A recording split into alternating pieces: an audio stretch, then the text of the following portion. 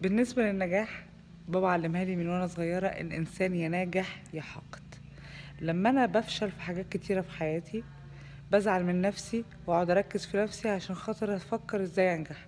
ولو صادفني صورة لحد ناجح اقول ما شاء الله، طب انت عملت كده ازاي؟ عشان عايزة اتعلم منك.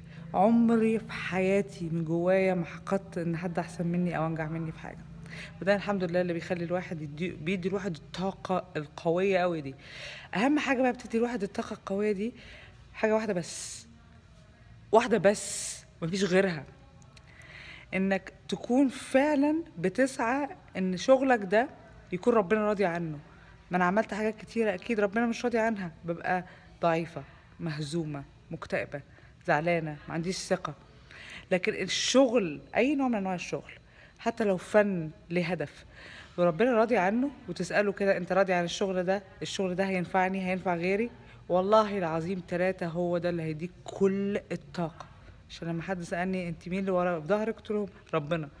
اه بابا بعديها على طول، عشان ابويا راجل ومثاله قدوة للرجولة. فلما ببقى واقف في ظهري لا بتبقى حاجة كبيرة جدا.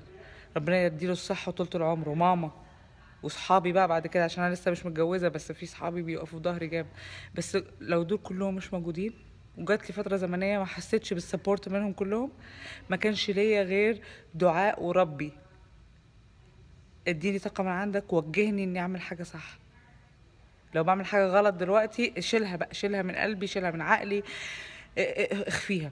فلما يجيلك حد يا عيني، كل ما هتنجح كل ما نسبة الحقد هتلاقيها. هتلاقي ناس كتيرة بتحقد عليك، ناس كتير عايزة تقلل منك وتكسر منك، ممكن حتى تبقى عايزة تسجنك او اكتر او ألعن. اوكي، تأكد اول حاجة ان ده نجاح منك. وعمرك ما تسمعهم. انت تبقى عندك اوتوماتيك فلتريشن كده، ودنك وعيونك تبقى مفلتره اوتوماتيك انك ما تشوفش خالص الحاجات دي، عشان تعرف تركز في هدفك. ولو بعد الشر شفت حاجه وزعلتك شويه، ترجع تاني لربك او الناس اللي بيحبوك، تطلب منهم السبورت النفسي ده. بس اهم حاجه ربك، عشان هو اللي هيديها لك انت شخصيا، هتبقى مش محتاج حد. اوكي، انتوا بتقولوا كلمه انا اتعلمتها منكم اسمها على وضعك. طول ما انت بتتقل لو هدفك نظيف، خليك على وضعك. سلام.